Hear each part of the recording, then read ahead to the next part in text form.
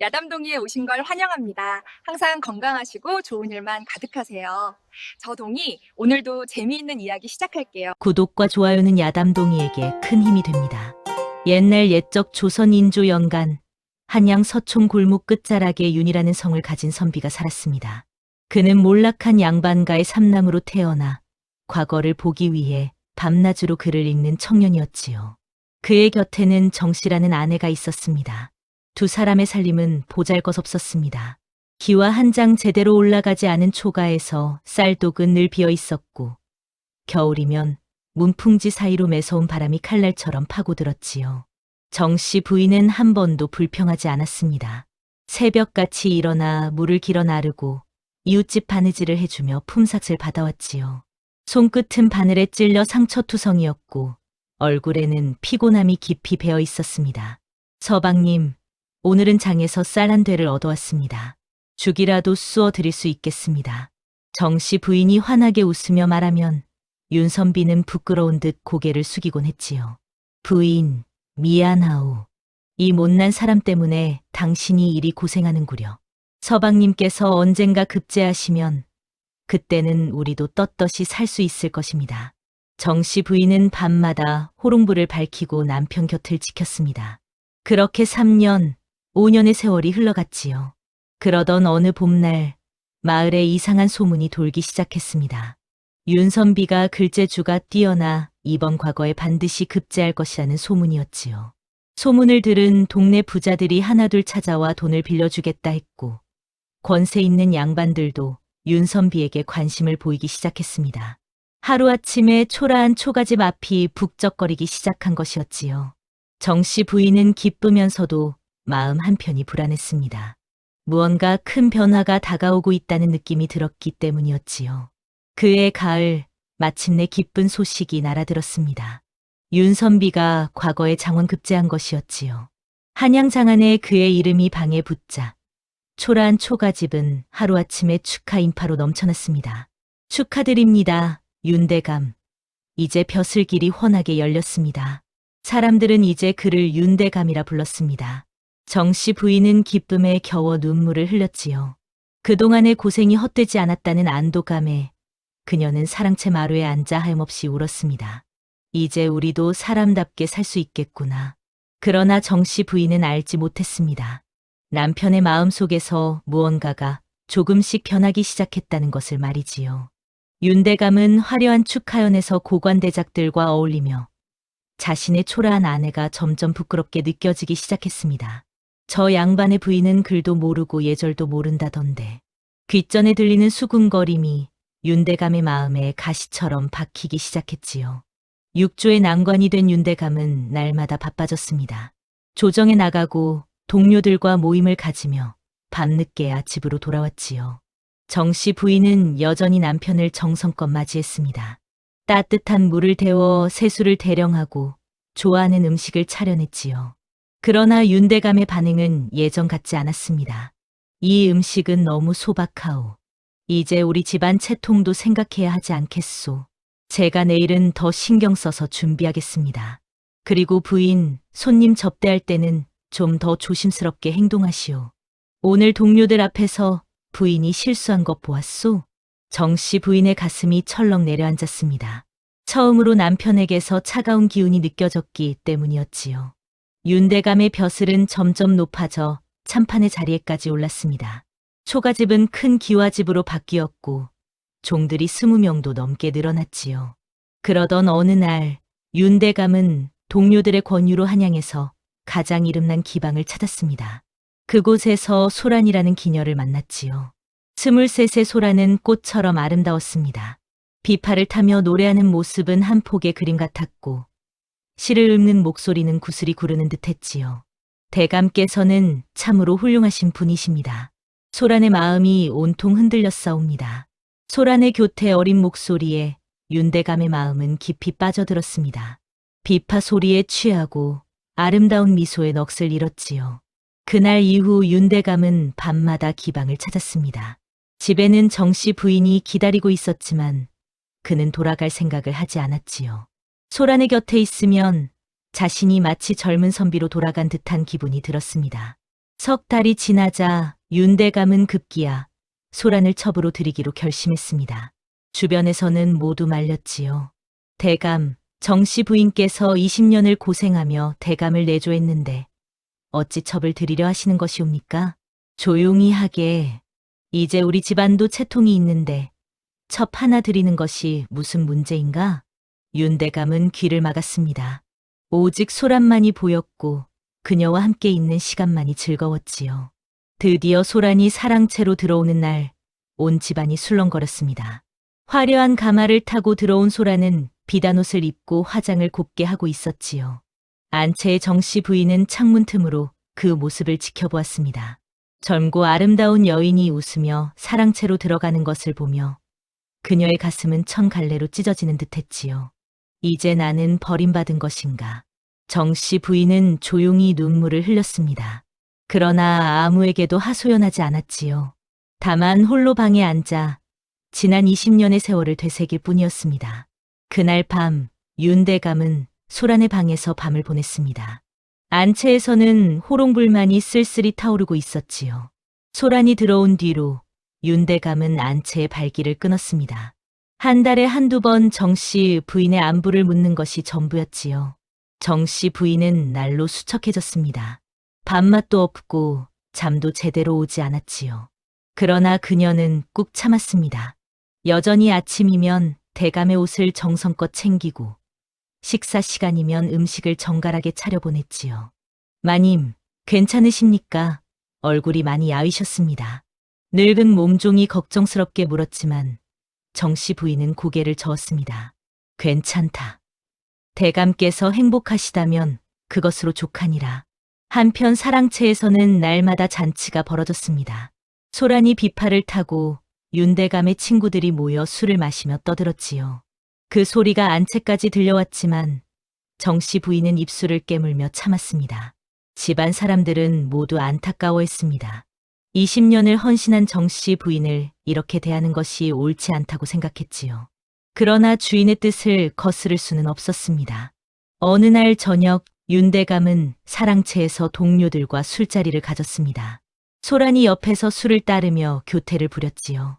윤대감, 요즘 참 좋아 보이시는구려. 젊은 첩을 얻으니 한결 기운이 나는 것 같소. 허허, 그렇소. 이제야 사는 맛이 나는 것 같소. 그때 한 동료가 조심스럽게 물었습니다. 그런데 대감, 정씨 부인께서는 어찌 지내시오? 들으니 요즘 안채에 홀로 계신다던데. 윤대감의 얼굴이 굳어졌습니다. 그것은 나의 집안일이오. 남들이 참견할 일이 아니지 않소? 아니, 그게 아니라 조강지처를 너무 홀대하면 하늘이 벌을 내린다는 말도 있지 않소? 허허, 무슨 미신 같은 소리를 하는 것이오. 나는 첩 하나 드렸을 뿐이오. 정씨 부인을 내쫓은 것도 아니지 않소. 그러나 동료의 말은 윤대감의 귓전을 떠나지 않았습니다. 그날 밤 혼자 누워서도 그 말이 자꾸 맴돌았지요. 조강지처를 홀대하면 하늘이 벌을 내린다. 윤대감은 고개를 저으며 그 생각을 떨쳐냈습니다. 자신은 잘못한 것이 없다고, 단지 집안을 일으키기 위해 당연한 일을 했을 뿐이라고 스스로를 위로했지요. 그로부터 며칠 후 윤대감은 오랜만에 안채를 찾았습니다. 무슨 일인지 갑자기 정씨 부인이 보고 싶어졌기 때문이었지요. 안채에 들어서자 정씨 부인이 반갑게 맞이했습니다. 비록 얼굴은 야위었지만 그녀의 눈빛만은 여전히 따뜻했지요. 대감, 어서 오십시오. 제가 대감께서 좋아하시는 음식을 준비했습니다. 정씨 부인은 손수상을 차려왔습니다. 윤대감이 좋아하는 나물과 된장찌개, 그리고 정갈하게 구운 생선이 놓여 있었지요. 윤대감은 숟가락을 들었습니다. 음식을 한 입 먹는 순간 이상한 감정이 밀려왔습니다. 이 맛은 지난 20년 동안 늘 먹던 맛이었지요. 가난할 때도 배고플 때도 이 손맛이 자신을 지탱해 주었습니다. 맛이 어떠하십니까? 정씨 부인이 조심스럽게 물었습니다. 윤대감은 대답 없이 계속 숟가락을 눌렸지요. 식사를 마치고 윤대감은 일어서려다 정씨 부인을 바라보았습니다. 그녀의 얼굴에는 주름이 깊이 패여 있었고 손은 거칠게 갈라져 있었지요. 언제부터 이렇게 늙었을까? 윤대감은 문득 그런 생각이 들었습니다. 부인. 예, 대감. 아니요, 아무것도 아니요. 윤대감은 말을 삼키고 안채를 나왔습니다. 뒤돌아보니 정씨 부인이 문간에 서서 그를 바라보고 있었지요. 그 눈빛에는 슬픔과 체념이 가득했습니다. 윤대감은 가슴이 답답했지만 고개를 돌리고 사랑채로 향했습니다. 한 달이 더 지나자 윤대감의 마음은 완전히 굳어졌습니다. 소라는 날마다 그의 귀에 속삭였지요. 대감, 안채의 마님께서 저를 몹시 미워하신답니다. 제가 이 집에 있는 것이 마님께 고통이 아닐까 걱정이 옵니다. 걱정 마시오. 내가 알아서 할 테니. 대감, 제가 듣기로는 다른 양반 댁에서는 본처를 시골로 보내고 첩을 안주인으로 삼는다던데요. 소란의 말은 교묘했습니다. 직접 요구하지 않으면서도 윤대감의 마음을 움직이는 말들이었지요. 마침내 윤대감은 결심했습니다. 정씨 부인을 시골로 보내기로 한 것이었지요. 어느 추운 겨울날 저녁, 윤대감은 안채로 정씨 부인을 불렀습니다. 정씨 부인은 불길한 예감을 느끼며 사랑채로 향했지요. 부인, 할 말이 있소. 윤대감의 목소리는 차가웠습니다. 말씀하십시오, 대감. 이 집안도 이제 채통을 갖춰야 하오. 내 생각에 부인은 시골 친정으로 내려가 조용히 지내는 게 좋겠소. 정씨 부인의 얼굴이 하얗게 질렸습니다. 예상은 했지만 막상 그 말을 듣자 온 세상이 무너지는 듯했지요. 대감, 제가 무엇을 잘못했습니까? 잘못한 것은 없소.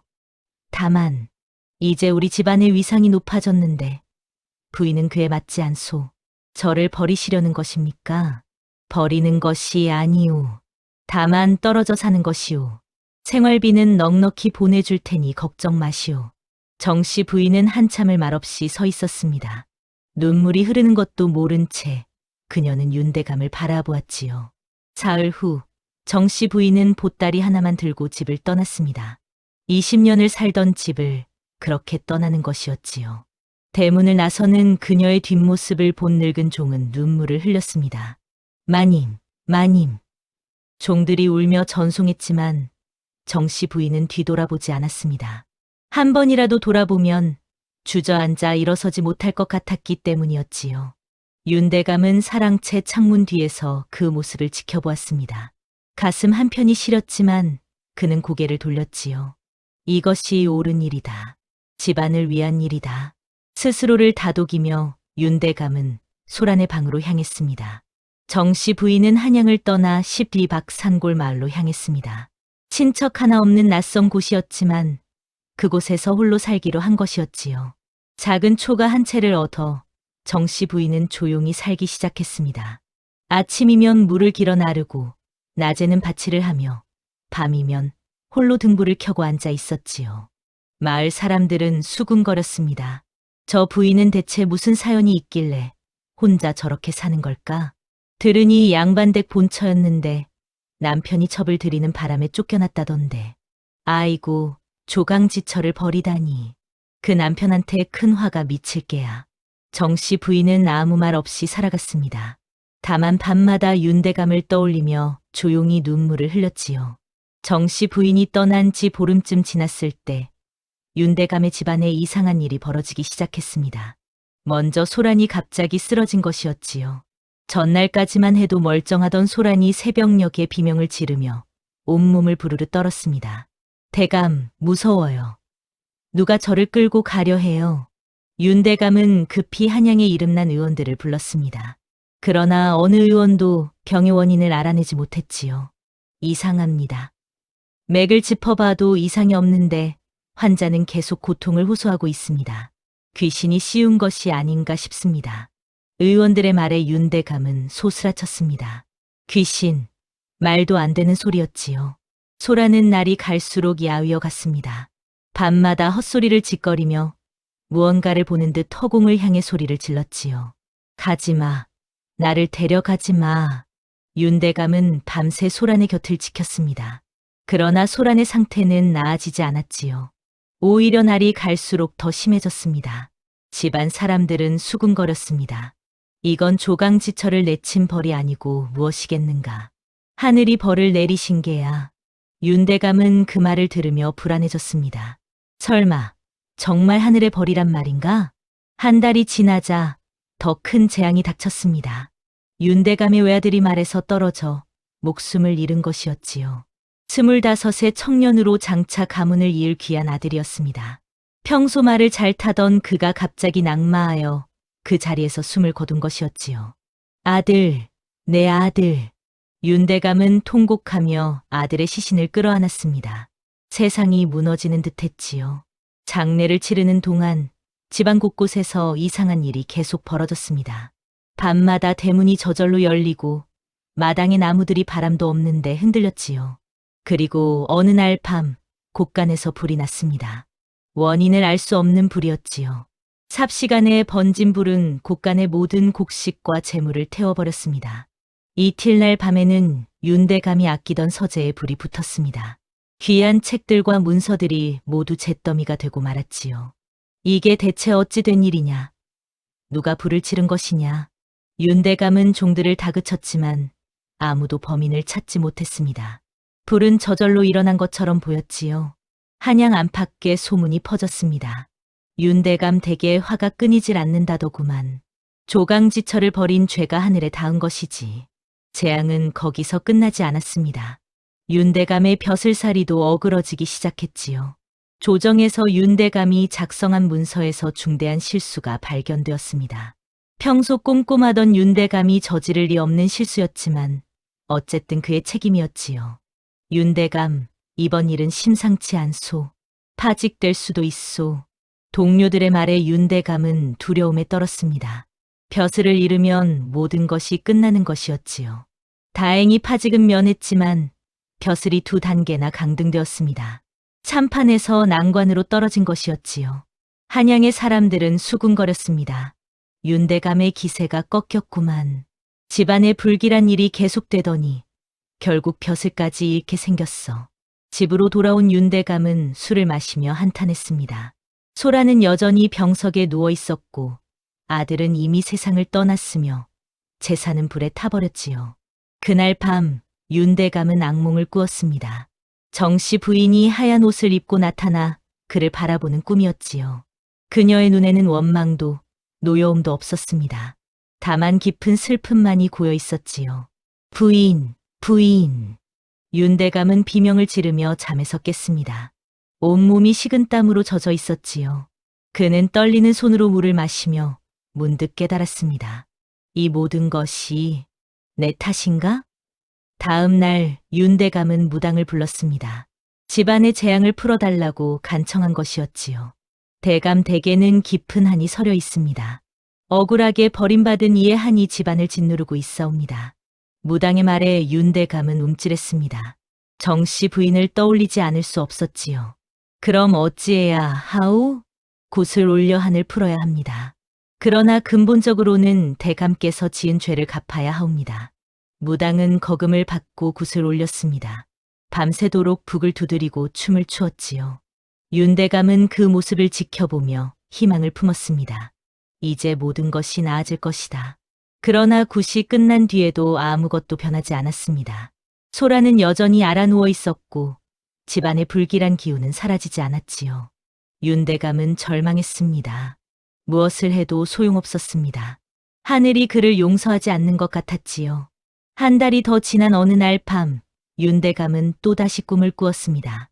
이번에는 더 생생한 꿈이었지요. 꿈속에서 윤대감은 산골 마을의 초가집 앞에 서 있었습니다. 문을 열자 그곳에는 정씨 부인이 홀로 앉아 있었지요. 그녀는 몹시 야위어 있었습니다. 뼈만 앙상하게 남은 몸으로 그녀는 바느질을 하고 있었지요.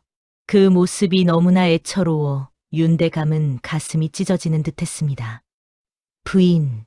윤대감이 부르자 정씨 부인이 고개를 들었습니다. 그녀의 얼굴에는 눈물 자국이 말라붙어 있었지요. 대감, 왜 오셨습니까? 부인, 미안하오. 내가 잘못했소. 이제 와서 그 말씀이 무슨 소용겠습니까? 이미 늦었습니다. 정씨 부인은 고개를 저었습니다. 그리고 천천히 사라지기 시작했지요. 윤대감은 그녀를 붙잡으려 했지만 손에 잡히는 것은 아무것도 없었습니다. 부인, 가지 마시오. 부인. 윤대감은 비명을 지르며 잠에서 깼습니다. 온몸이 떨리고 숨이 막히는 듯 했지요. 그는 벌떡 일어나 창밖을 바라보았습니다. 동이 트기 전 가장 어두운 시간이었지요. 달빛도 없이 온 세상이 암흑에 잠겨 있었습니다. 윤대감은 그 순간 깨달았습니다. 이 모든 불행이 자신이 저지른 죄 때문이라는 것을, 정씨 부인 없이는 자신이 아무것도 아니라는 것을 말이지요. 내가 미쳤구나. 내가 정말 미쳤어. 윤대감은 제 머리를 쥐어뜯으며 울부짖었습니다. 20년을 함께한 아내를, 자신을 위해 모든 것을 바친 아내를 어떻게 그리 쉽게 버릴 수 있었을까요? 다음 날 새벽, 윤대감은 결심했습니다. 당장 정씨 부인을 찾아가 용서를 빌기로 한 것이었지요. 말을 준비하라. 윤대감은 종에게 소리쳤습니다. 한시가 급했습니다. 지금 당장 정씨 부인을 만나야 했지요. 사랑채 소라는 이 소식을 듣고 불안해했습니다. 대감, 어디 가시려는 것이옵니까? 그대는 상관 말고 조용히 있으시오. 윤대감의 목소리는 차갑고 단호했습니다. 소라는 그제야 깨달았지요. 자신이 모든 것을 잃을 수도 있다는 것을 말입니다. 해가 뜨자마자 윤대감은 말에 올라탔습니다. 그리고 한양을 벗어나 시골길을 달렸지요. 정씨 부인이 있는 곳을 향해 미친 듯이 말을 몰았습니다. 산과 들을 넘고 개울을 건너며 윤대감은 쉬지 않고 달렸습니다. 가슴 속에서는 불안과 후회가 타올랐지요. 제발, 제발 무사하시기를. 내가 용서를 빌 수 있기를.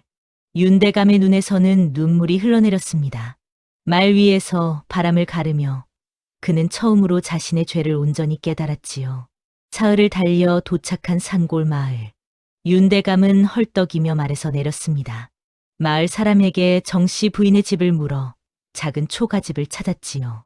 살인문을 밀자 마당에는 잡초가 무성했습니다. 윤대감의 가슴이 철렁 내려앉았지요. 부인, 부인. 윤대감이 급히 방문을 열자 그곳에는 뼈만 앙상하게 남은 정씨 부인이 누워 있었습니다. 그녀의 얼굴은 죽음이 임박한 사람의 얼굴이었지요. 부인. 윤대감은 그 자리에 무릎을 꿇었습니다. 그리고 땅을 내리치며 울부짖었지요. 이 못난 놈을 용서해 주시오. 내가 미쳤었소. 내가 짐승만도 못한 짓을 했소. 정씨 부인은 천천히 눈을 떴습니다. 윤대감의 얼굴을 보자 그녀의 입가에 희미한 미소가 번졌지요. 대감, 오셨군요. 부인, 미안하오. 다시 한양으로 가시오. 내가 잘못했소. 다시 예전처럼 살면 되지 않겠소. 윤대감은 정씨 부인의 손을 잡았습니다. 그러나 그 손은 차디차고 힘이 하나도 없었지요. 대감, 늦었습니다. 정씨 부인은 가느다란 목소리로 말했습니다. 저는 이미 삶의 의지를 잃었습니다. 대감께 버림받은 그날부터 제 마음속에서 살고자 하는 힘이 사라졌사옵니다. 아니요, 그러지 마시오. 윤대감은 정씨 부인을 일으켜 세우려 했습니다. 그러나 그녀는 너무 약해져 있었지요. 옆집 노파가 들어와 조용히 말했습니다. 대감, 마님께서는 석 달 전부터 알아놓으셨습니다. 아무것도 드시지 않고 밤마다 울기만 하셨지요. 의원이 보더니 이미 손을 쓸 수 없다고 했습니다. 윤대감의 세상이 무너졌습니다. 너무 늦었던 것입니다. 자신이 깨닫고 후회했을 때는 이미 모든 것이 끝나버린 뒤였지요. 그날 밤 윤대감은 밤새 정씨 부인의 곁을 지켰습니다. 그녀의 손을 잡고 용서를 빌며 눈물을 흘렸지요. 정씨 부인은 윤대감을 바라보며 조용히 말했습니다. 대감, 저는 원망하지 않사옵니다. 부인. 다만 서로의 인연을 저버린 대감께 하늘이 작은 꾸지람을 내린 것뿐이옵니다. 조강지처를 버리는 것은 하늘도 용서하지 않는 죄이옵니다. 정씨 부인의 목소리는 점점 약해졌습니다. 부디 다음 생에서는 서로를 아끼며 살기를. 새벽녘 마을에는 봄바람이 불어왔습니다. 마당의 매화나무에는 하얀 꽃이 피어나기 시작했고 달빛은 유난히도 밝았지요. 정씨 부인은 마지막으로 윤대감을 바라보았습니다. 그리고 고요히 눈을 감았습니다. 매화 꽃이 피 바람에 날려 방 안으로 들어와 그녀의 얼굴 위에 하나 둘 내려앉았지요. 부인, 부인. 윤대감은 땅을 치고 가슴을 치며 통곡했습니다. 그의 울음소리는 산을 넘고 골짜기를 울려 마을 사람들까지 모두 눈물을 흘리게 했지요. 하늘도 슬퍼했는지 맑았던 날씨가 갑자기 흐려지며 보슬비가 내리기 시작했습니다. 마치 하늘도 정씨 부인의 죽음을 애도하는 듯했지요. 윤대감은 정씨 부인의 시신을 끌어안고 하염없이 울었습니다. 그제야 깨달았지만 이미 늦었습니다. 돌이킬 수 없는 것이었지요. 장례를 치르는 동안 마을의 노인들은 한결같이 말했습니다. 조강지처를 벌인 죄는 하늘도 용서하지 않는 법이오. 저 양반은 이제 평생 그 죄를 짊어지고 살아가겠지요. 장례가 끝난 뒤 윤대감은 한양으로 돌아왔습니다. 그런데 신기한 일이 벌어졌지요. 정씨 부인이 세상을 떠난 뒤로 집안에 일어나던 모든 불행이 거짓말처럼 멈춘 것이었습니다. 소란의 병은 나았고 곳간의 불도 더 이상 나지 않았으며 밤마다 들리던 이상한 소리도 사라졌지요. 그러나 윤대감의 마음속 불길은 결코 꺼지지 않았습니다. 그날 저녁 윤대감의 집에 한 늙은 스님이 찾아왔습니다. 백발이 성성한 노승은 조문을 마친 뒤 윤대감에게 조용히 말했습니다. 대감, 하늘은 죄를 바로 벌하지 않네. 허나 조강지처를 벌인 죄만은 자손 3대까지 따라붙는 법이네. 노승의 말을 들은 윤대감은 그 자리에서 결심했습니다. 다음 날 그는 상소를 올려 모든 벼슬을 내려놓았지요.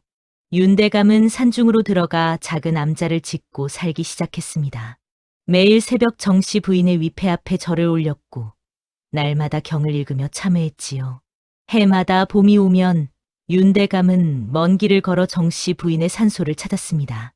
매화가 피는 그날이면 그는 산소 앞에 무릎을 꿇고 조용히 읊조렸지요. 부인, 그대가 나를 사람으로 만들었건만 나는 끝내 짐승이 되고 말았구려. 이 이야기는 후세 사람들에게 오래도록 전해졌습니다. 조선 팔도 어디를 가나 사람들은 이렇게 말하곤 했지요. 조강지처의 눈물은 천냥 황금보다 무겁고 조강지처를 벌인 죄는 하늘도 용서하지 않는 법이다. 옛말에 이르기를 백년해로란 말이 있습니다. 부부가 평생을 함께 늙어간다는 뜻이지요. 진정한 복은 높은 벼슬이나 많은 재물에 있지 않습니다. 함께 웃고 함께 울며 평생을 같은 길을 걷는 반려가 있다는 것. 그것이야말로 가장 큰 복인 것입니다.